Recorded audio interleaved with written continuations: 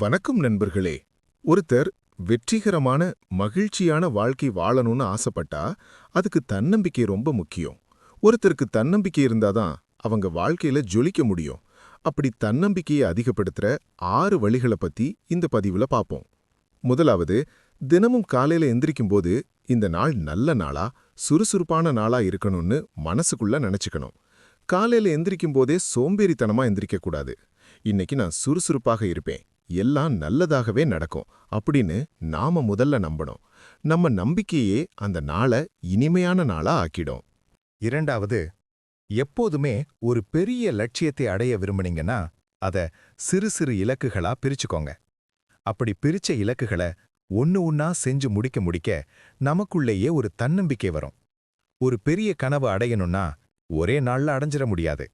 ஆனா தினமும் ஒரு படியாவது அதற்கான முயற்சியே எடுத்து வைக்கணும். வெற்றியடைஞ்ச பலரும் ஒரே நாள்ல வெற்றியடையறதில்ல. பல நாள் அதற்கான முயற்சி எடுத்துதான் வெற்றியடையறாங்க. அதனால ஒரு பெரிய லட்சியத்தை பிரிச்சு செய்யும்போது மனசு சோர்வடையாம இருக்கும். இப்படி செய்யும்போது நமக்கான வெற்றி நம்மை தேடி வரும். மூன்றாவது, ஒரு சின்ன வெற்றி கிடைச்சா கூட அதை கொண்டாடுங்க.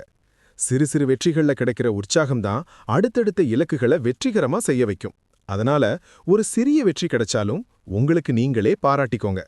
அது உங்களுக்கு ஒரு உத்வேகத்தையும் தன்னம்பிக்கையும் கொடுக்கும். நான்காவது, நம்ம வாழ்க்கையில சவால்களை எதிர்கொள்ளக்கூடிய சந்தர்ப்பங்கள் அமைஞ்சா அதை நாம கத்துக்கிறதுக்கு கிடைச்ச சந்தர்ப்பமா நினைச்சுக்கணும். கடினமான சவால்களை எதிர்கொள்ள புதிய விஷயங்களை கத்துக்கணும் அப்படின்னா அதை கத்துக்கிட்டு வாழ்க்கையில முன்னேறுங்க. தெரியாத விஷயங்களை தெரிஞ்சுக்கும்போது நம்ம தன்னம்பிக்கையோட அளவும் அதிகரிக்கும். ஐந்தாவது, சுய கவனம் அப்படிங்கிறது ரொம்ப முக்கியம். நம்ம மேல நாம கவனம் எடுத்துக்கணும். தினமும் கொஞ்ச நேரம் உடற்பயிற்சி, சரியான அளவுக்கு தூக்கம், சரியான சாப்பாடு, இதுல எல்லாம் கவனம் வைக்கணும். நம்ம உடம்பு ஆரோக்கியமா இருந்தால்தான் மனசும் ஆரோக்கியமா இருக்கும். அதனால நம்ம மேலையும் கொஞ்சம் கவனம் எடுத்துக்கணும். ஆறாவது, எப்போதுமே உங்களை சுற்றி தன்னம்பிக்கையோடவும் பாசிட்டிவாவும் பேசுற நண்பர்களையும் உறவுகளையும் வச்சுக்கோங்க. நம்மளோட தன்னம்பிக்கை கொஞ்சம் குறைஞ்சாலும் தன்னம்பிக்கையை அதிகரிக்க அவங்க உதவி செய்வாங்க. இந்த 6 விஷயங்களையும் கடைபிடிச்சா நிச்சயமா உங்க தன்னம்பிக்கை அதிகமாகிறத நீங்களே பார்க்கலாம்.